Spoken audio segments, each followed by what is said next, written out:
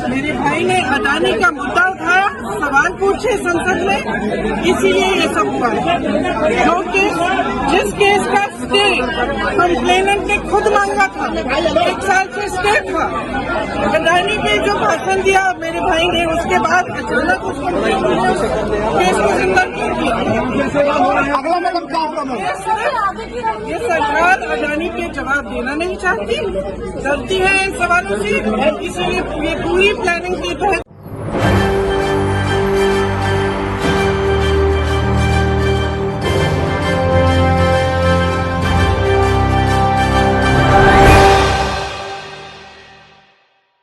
राहुल गांधी की संसद सदस्यता खत्म करवाने के पीछे, रद्द करवाने के पीछे क्या मोदी सरकार की एक बड़ी साजिश है? और क्या मोदी सरकार की इस बड़ी साजिश पर कांग्रेस को भनक लग गई है?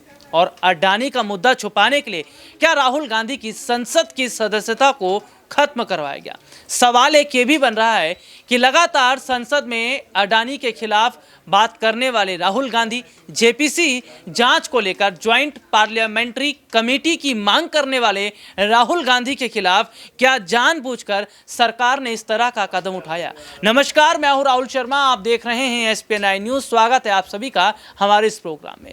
आज इस प्रोग्राम में चर्चा कर रहे हैं दो ऐसे शख्स पर जिनकी काफी समय से सुर्खियां बनी हुई हैं, जो इन दिनों खबरों में लगातार बने हुए हैं। एक शख्स हैं देश के जाने माने बिजनेसमैन गौतम अडानी और दूसरे कांग्रेस पार्टी के पूर्व अध्यक्ष राहुल गांधी। राहुल गांधी बीते काफी वक्त से संसद में अडानी के मुद्दे को लेकर जब सरकार से सवाल पूछते हैं तो सरकार के पास जवाब नहीं रहता, केवल ये कहने के सिवाय कि विपक्ष हमारी कार्रवाई को सीधे तौर पर बाधित कर रहा है, संसद को चलने नहीं दे रहा है। विपक्ष पर यही तरह के इल्जाम लगाते हैं, या फिर अगर हम बात करें तो जो जाति प्रमाण पत्र है उस पर सवाल खड़ा करना सत्ता पक्ष शुरू कर देता है। लेकिन क्या अब राहुल गांधी की जो संसद की सदस्यता खत्म कर दी गई है, इस मुद्दे में अब क्या अडानी का मुद्दा दब गया?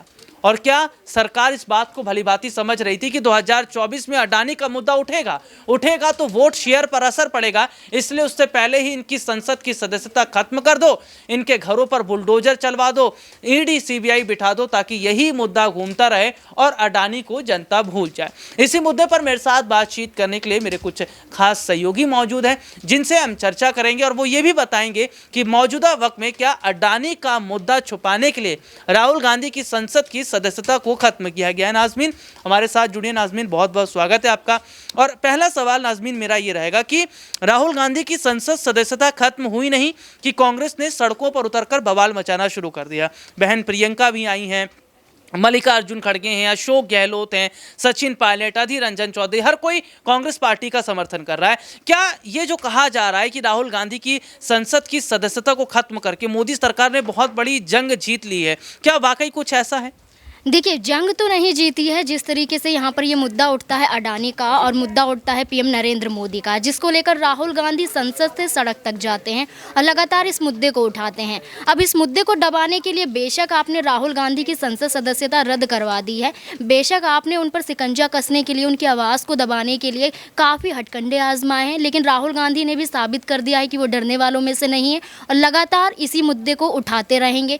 आज ही प्रेस कॉन्फ्रेंस हुई है, इसमें भी राहुल गांधी बोलते हुए नजर आ रहे हैं, अडानी का मुद्दा फिर से उठाते हैं। वो साफ तौर पर यही बोल रहे हैं कि 2024 का चुनाव हो या उससे पहले विधानसभा का चुनाव हो, कुछ भी हो, लेकिन यहाँ पर अडानी का मुद्दा दबने नहीं देंगे। इसी बात को पेश करते हुए पीएम नरेंद्र मोदी पर भी विपक्ष लगातार हमलावर दिखाई दे रहा है।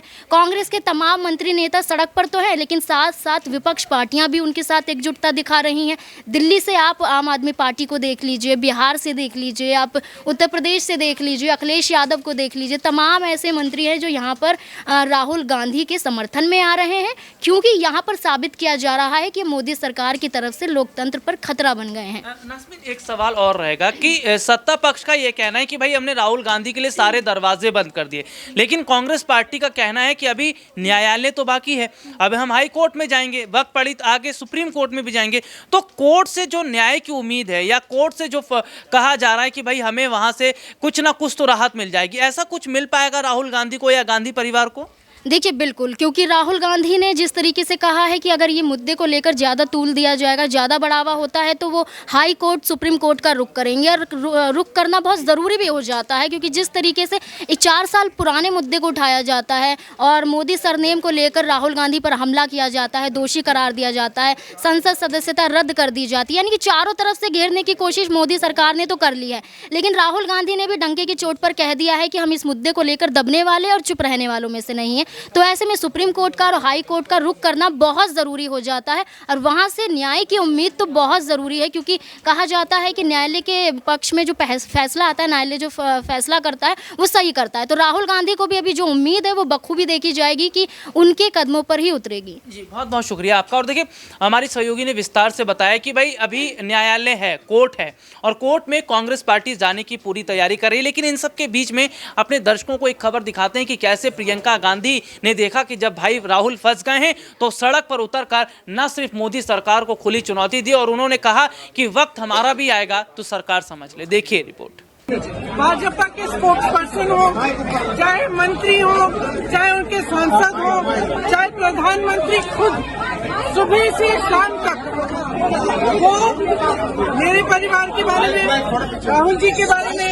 मेरे पिताजी के बारे में, मेरी माता जी के बारे में, इंदिरा जी के बारे में और पंडित जी नेहरू जी के बारे में कुछ न कुछ आलोचना करते रहते हैं। ये सिलसिला पुराना है, सब पूरा देश जानता है, पूरा देश देखता है, ठीक है।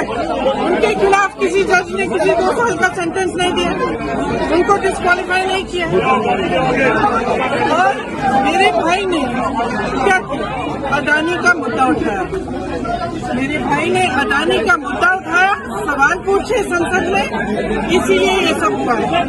जो केस, जिस केस का स्टे कंप्लेनेंट ने खुद मांगा था, 1 साल से स्टे था, अडानी पे जो भाषण दिया मेरे भाई ने, उसके बाद अचानक उस केस को जिंदा क्यों किया? अगला कदम क्या होगा?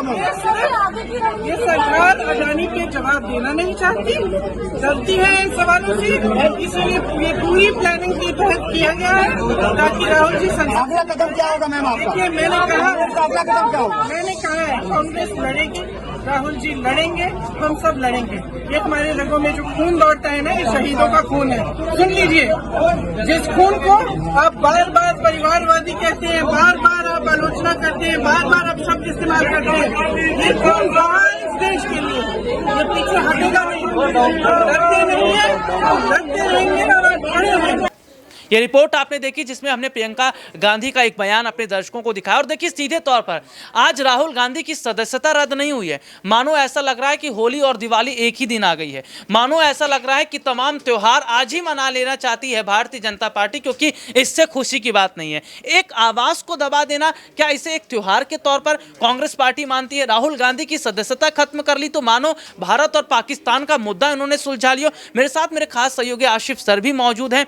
और आशिफ सर, बहुत बहुत स्वागत है सबसे पहले तो आपका। और मेरा सवाल है कि इन दिनों भारतीय जनता पार्टी की अगर मैं बात करूं, कल से अभी तक कार्यालयों में और तमाम नेताओं के चेहरे पर एक मुस्कान हम देख रहे हैं। क्या भारत पाकिस्तान का जंग जीत लिया, कुछ ऐसा लग रहा है राहुल की सदस्यता खत्म करवाने का मतलब? शुक्रिया राहुल सर। देखिए, अभी इन दिनों IPL का मैच भी चल रहा है और 31 से फिर जो है खास करके अब लड़कों का भी शुरू हो जाएगा।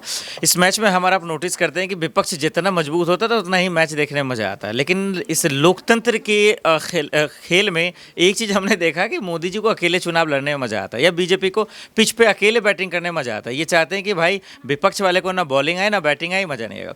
राहुल गांधी के साथ दरअसल यही हुआ है। राहुल गांधी जिस तरीके से पहले सदन में उन्होंने मोदी जी और अडानी जी के रिलेशनशिप को लेकर लोगों के सामने में मामले रखे, और वो बार बार सदन से कहते रहे कि भाई मुझे बोलने का मौका दिया जाए, बोलने का मौका दिया जाए। उन्होंने बोलने नहीं दिया। अब इस बात का हालांकि कांग्रेस आरोप लगा रही है कि भाई उन्हें डर था, इस वजह से हमें बोलने नहीं दिया, इसलिए डिस्क्वालीफाई। अच्छा, इसको डिस्क्वालीफाई कर देने से क्या हो जाएगा, ये सबसे बड़ा सवाल है। लोगों के जहन में तो आ ही गया। अब सवाल ये है कि बीजेपी चुनौती किसको देगी? लोकतंत्र की तो खूबसूरती यही है ना। बार बार रविशंकर प्रसाद बीजेपी के नेता यही कहते हैं कि भैया जितना विपक्ष मजबूत होगा उतना मजा आएगा। अब विपक्ष जब मजबूत हो रहा है तो आपकी हवा निकल रही है। तो ये जो हुआ है इससे यही समझ में आता है कि एक डर तो है बीजेपी के अंदर। अब वो डर हम लोग को चुनाव से पहले देखता हुआ नजर आ रहा है। आशिफ सर, एक छोटा सा सवाल। राहुल गांधी 2024 को लेकर बहुत कुछ सोच रहे थे, लेकिन संसद की सदस्यता को खत्म होना, और ये देखा जा रहा है कि अगर कोर्ट में भी जो है अपनी बात नहीं रख पाते हैं तो 8 साल के लिए चलेगा, फिर चुनाव भी नहीं लड़ पाएंगे। तो क्या 24 आते आते राहुल गांधी का सपना अधूरा रह गया? इस बात की ज़्यादा खुशी आज मोदी सरकार को होती नजर आई? मुझे लगता है राहुल सर, देखिए मोदी सरकार को खुशी नहीं है, मोदी सरकार को गम ही होना चाहिए। खुश तो राहुल गांधी को होना चाहिए, क्योंकि अगर वो मान लेते चुनाव नहीं भी लड़ पाते, हालांकि चलिए कोर्ट में मामला चला कि यार कोर्ट का हमारा आप जानते हैं कितना पेचीदा खतरनाक होता है, अगर नहीं भी हो पाते हैं तो मोदी जी अब लड़ेंगे किससे? किसको फिर जो है किससे को कंपेयर करेंगे? केजरीवाल से वो करेंगे नहीं, नीतीश कुमार से करेंगे नहीं, तो फिर करेंगे किससे? मुझे लगता है कि राहुल गांधी को खुश होना चाहिए कि भाई देखो आज देश का वो 56 इंच का सीना कहे जाने वाला आज देखिए मेरे भी नहीं चुनाव लड़ रहा है, मेरे बिना कॉम्पिटिशन के लड़ रहा है, तो उस बात को खुशी होना चाहिए कि भाई आज वो जो मेरे सामने सत्ता ऐसी कमज़ोर सत्ता है जो हमसे कंपेयर नहीं कर पा रही, जो हमसे लड़ाई नहीं कर पा रही, मुकाबला नहीं कर पा रही है, तो खुश तो राहुल गांधी को होना चाहिए कि चलो भाई इन्होंने सारी रंजिशें यानी कि साजिशें बनाकर जो है हमें आज बैठा दिया, तो खुश उन्होंने होना चाहिए मुझे लगता है। क्योंकि देखिए जनता ने उन्हें नहीं बैठाया, अगर जनता हरा देती तो एक बात था, जैसे कि अमेठी से हराई थी, बाइनर से तो है वो सांसद। मुझे लगता है कि इसमें बीजेपी को अफसोस करना चाहिए कि यार एक तो कम से कम विपक्ष था उसको भी हमने हटा दिया, तो अब लड़ाई करेंगे किससे? बहुत बहुत शुक्रिया आशिफ सर आपका। और देखिए आशिफ सर ने बाकायदा बताया कि आज गम जो है वो भारतीय जनता पार्टी को होना चाहिए, क्योंकि राहुल गांधी ने तो अपनी लड़ाई जीत ली। और देखिए आज़ादी से पहले के अगर आप वक्त को देखें तो आज़ादी से पहले जो तमाम ऐसे स्वतंत्रता सेनानी थे जिन्होंने ब्रिटिश हुकूमत के खिलाफ आवाज़ उठाई थी, उन स्वतंत्रता सेनानियों को किस तरीके से उस ब्रिटिश सरकार ने न सिर्फ जेल में डाल दिया था बल्कि तमाम तरह की यातनाएं दी गई थी, लेकिन वो स्वतंत्रता सेनानी डरे नहीं थे। और कहा जाता है कि सच और झूठ की लड़ाई में आखिरकार एक वक्त में सच्चाई की जीत जरूर होती है। भले ही आज राहुल गांधी की आवाज को दबाने का काम सरकार ने किया हो, लेकिन राहुल गांधी अगर संसद में नहीं बोल पाएंगे तो क्या बाहर भी नहीं बोल पाएंगे? क्या राहुल गांधी को बोलने पर भी आज़ादी जो है वो खत्म कर दी गई है या खत्म कर दिया जाएगा? ऐसे भी सवाल खड़े हो रहे हैं। लेकिन राहुल गांधी का कहना है कि मोदी से ना तो माफी मांगेंगे, ना मोदी सरकार से, ना झुका हूं, ना झुकूंगा और ना झुकने की कोशिश करूंगा, क्योंकि गलत किया नहीं है, और गलत किया नहीं है तो सरकार के आगे झुकना किस बात का। अब ऐसे में मोदी बनाम राहुल गांधी हो गया है, लेकिन इस लड़ाई में राहुल गांधी की एक जीत को देखा जा रहा है और मोदी सरकार की जमकर मजाक उड़ा रहा है विपक्ष। आज के लिए इतना ही, आपसे फिर दोबारा मुलाकात होगी, तब तक के लिए इजाजत दीजिए, नमस्कार।